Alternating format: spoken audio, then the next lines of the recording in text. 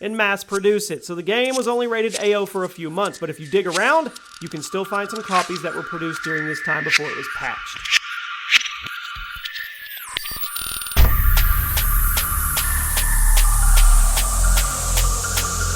Most everybody knows what the ESRB is. If you don't, it's a rating board that was created in the 90s as a response to angry parents not knowing what their kids were playing with video games. And as a result, we now are used to getting those little letters on the box of our games, and if you're younger, you would always have to hope your mom didn't see the M in the bottom corner when you were at GameStop trying to pick something out. But the ratings boards don't always get it right.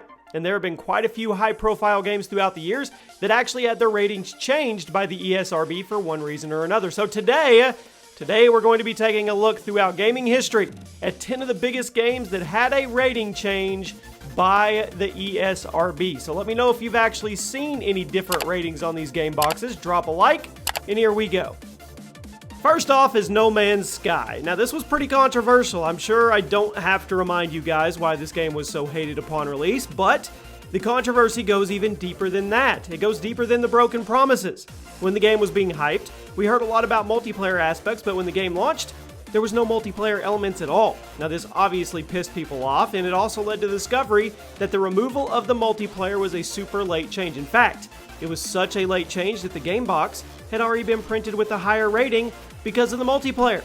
The original European print of the No Man's Sky box was rated 12+ due to the online elements, but after the online was axed, game stores crudely printed out a bunch of 7+ stickers and slapped them on the boxes, which was obviously discovered by players pretty quickly, which is part of what led to all the backlash towards the developers for cutting a promised feature of the game. Now, today, No Man's Sky features multiplayer prominently. It sits with a T rating from the ESRB, but it still stands as an example of how not to launch your game.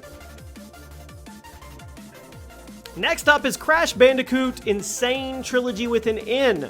Now, Crash Bandicoot is an icon of the PS1 era. However, if you compare the original ratings for his game with the rating of the remastered Insane Trilogy from a couple years ago, you probably noticed a pretty obvious difference. The rating. The Crash Insane Trilogy contains the original 3 Crash Bandicoot games remastered for the modem systems. The first 2 Crash games were rated KA, which is the lowest rating an ESRB can give, and the third one was rated E for everyone. But when you go over to the Insane Trilogy, all 3 of them are rated E10. So what exactly happened? I don't know. The original games were all given extremely low ratings due to them being cartoon platforms with pretty much no inappropriate content, but for some reason, the remasters got a higher rating for cartoon violence and comic mischief, and I guess the Crash game suddenly became inappropriate when you improve the graphics, or maybe it's just the times changing. At number 8, Fahrenheit. Now this game came from Quantic Dream back in 2005, and it's also known as Indigo Prophecy in North America. It was an interactive drama. It had a very strange relationship with the ESRB, as it had its rating changed many times, sometimes without any reason. Now originally, the game was rated AO due to the sex scenes. That's the worst rating you can get. So Quantic Dream decided to release 2 versions. The mass-produced version that cut all those out and got an M rating, and then the director's cut that kept them in and held the dreaded AO rating. However, in 2016, something weird happened. Quantic Dream remastered the director's cut, which was rated AO, but then it got an M rating. This game was rated AO when it first came out, and now it's been remastered to look even more realistic, and none of the bad scenes were cut out, and it gets a lower rating. I guess the ESRB decided that those scenes weren't actually that bad, but to be fair, you'll be seeing quite a few games on this list that got re-releases with different ratings, despite not changing any of the content. I guess the ESRB standards change with the times. This month's giveaway is for a brand new PlayStation 4 console. All you have to do to enter is like the video, make sure you're subscribed to the channel, turn on those notifications, and tweet me why you want to win it with your Twitter handle included. Hotline Miami. This was a very well-received game, but sparked a bit of controversy due to its graphic nature. In this fast-paced top-down shooter, you played as a silent protagonist fighting back against the Russian mafia with a series of violent but stealthy attacks. The game had a very unique visual style, and the gameplay got it tons of attention, but the extreme violence rubbed some people the wrong way, including the ESRB. Originally, the game was rated M for mature for the PC, PS3, PS4, and Switch, but when the game was added to the Microsoft Store on the PC in June of this year, it was mysteriously given an AO rating. Now keep in mind, the content didn't change, and the Microsoft Store version is exactly the same as the Steam version, which is rated M, and the ESRB never really clarified why they did it. But clearly, something about the game bothered them, and it was brought to the Microsoft Store. The rating, it got bumped up. Even weirder, the game was later brought back down to M, which is where it's at today. So what happened here? It wasn't a mistake, because it stayed there for quite some time before being brought back down. I guess we'll really never know why this game got bumped so much. At number 6, Tony Hawk's Pro Skater 4. Now the Tony Hawk games were always weird with ratings. Almost all of Tony's games have had a rating of T, despite not being very bad. It seems they were always kind of on the border of E and T when being rated. In the case of Pro Skater 4, there was actually an E-rated version. It launched in 2002 for the GameCube, the PS1, the PS2, and the Xbox. Then it came to PC and Mac the following year. It's a beloved game. Many consider it to be the best of the series, but if you look at all the boxes side by side, you will notice that the PS1 version actually has a different rating from the rest. It was hit with an E rating while the rest got the normal T.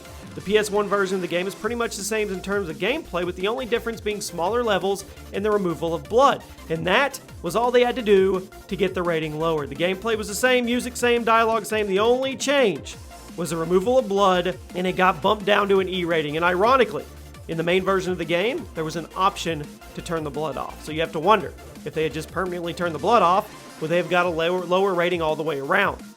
Cracking into the top 5. Legend of Zelda Ocarina of Time, widely considered one of the greatest games ever made.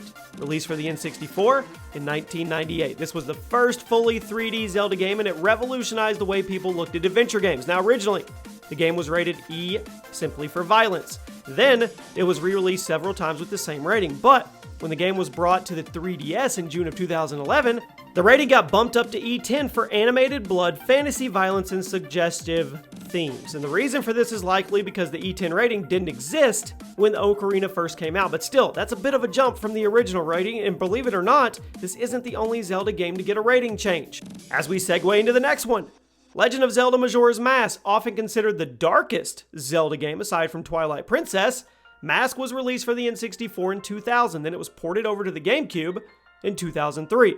Now, many people consider Ocarina to be the best Zelda game. A ton of other fans say Majora's Mask takes the cake because it was darker, it had tighter gameplay, and a more unique structure. Now, originally, this game was rated E, but even back when it came out, people were skeptical of whether or not that was appropriate. After all, Majora's Mask was dealing with some pretty heavy themes and had some really scary sequences, and naturally, when the game was re-released for the 3DS in 2015, the rating was bumped up to E10 for animated blood, fantasy violence, and suggestive themes. And strangely, Majora's Mask has been re-released on the Wii and the Wii U prior to this, and it kept that original E rating. But when the 3DS version comes along, it gets bumped up to E10, so I'm not sure what the reasoning is. At number 3, Halo Combat Evolved. Now this one is actually pretty interesting because there is hardly any information on what happened back when the original Halo was getting ready to be released. It was locked in with a T rating. In fact, there was even quite a few boxes produced with that T stamp on them, but reportedly right before the game was set to launch and go into full mass production for stores, the ESRB did a 180 and re-rated the game to M, which is the rating that it launched with. And according to a few interviews with people close to Bungie, the ESRB contacted them last minute telling them they had reconsidered and decided the game would be more suited for the M-rated audience, and they gave them a list of changes they could make if they wanted to keep the T rating. However, these changes were either too trivial or they just weren't worth it, and they were too big to actually get done, so Bungie said screw it and accepted the M rating. So if you do some digging, you can actually find some of the original prints of the Halo 1 box with a T rating, and they now serve as collector's items for the Halo community. But obviously, the change in rating didn't do anything, and Halo was a success. At number 2, GTA San Andreas. Now I'm sure you all know about hot coffee. Yeah, Released in late 2004, GTA San Andreas was the final GTA game for the 6th console generation, and many still consider it to be the best. Originally released with the standard M rating, it had you traversing the massive open world while going through the story, completing mini-games, side missions, and causing as much havoc as you chose to. But shortly after the game came out, a mod was released that cranked up the dating minigame from the base game to a fully interactive sex game between your character and an NPC. As it turns out, the sequence was originally going to be part of the game, but Rockstar decided to cut it last minute, but instead of actually deleting it, they blocked it. So of course, these files were discovered, and it didn't take long for modders to release a patch that unblocked it and put it back in the game. Parents were pissed at this explicit little mini game, which is ironic considering how much other inappropriate stuff is in, and ESRB was forced to demand a recall and re-rating of the game. All existing copies were recalled and the rating was changed to AO, and Rockstar was forced to make a new version of the game with this sequence removed entirely. And then the game was re-released with the original M rating, since this is before consoles has easy online access, so Rockstar couldn't patch it out. They had to make a whole new version of the disc and mass produce it. So the game was only rated AO for a few months, but if you dig around, you can still find some copies that were produced during this time before it was patched. If you're enjoying the content, make sure to drop a like on the video. Make sure you're subscribed to the channel with post notifications on so you always get alerted when a new video goes up and you can get that elusive first comment. And at number 1 today, Oblivion. One of the greatest RPGs of all time and one that really thrust Elder Scrolls into mainstream.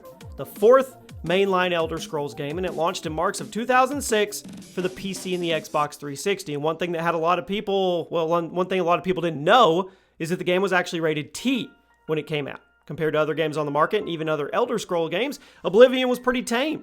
And the T rating made sense. As it turned out, Bethesda was originally going to include nudity for certain characters, but they had cut it out to get that lower rating. Unfortunately, just like GTA San Andreas, they didn't delete the files. They just locked them. So after the game came out, players figured out how to disable the locks on these characters and get nude female characters in a game that was rated T for teen.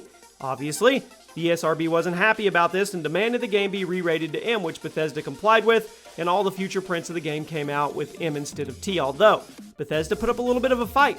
They tried to argue that since the content wasn't intended to be seen by the player, and because the vast majority of players would never see it, it was unfair to have the change of the rating, but that was shot down. I mean, nudity is on the game disc. Yeah, you just can't digitally remove it. So I'm going to ask you guys, do you think a game should be re-rated if unused files are found? Or do you think a game should be only rated based on the content that is fully presented to the player? And there you have it, my friends. Those are some video games that had their rating changed. You guys let me know one that didn't make the list. Drop a like, make sure you're subscribed to the channel, and I'll see you soon.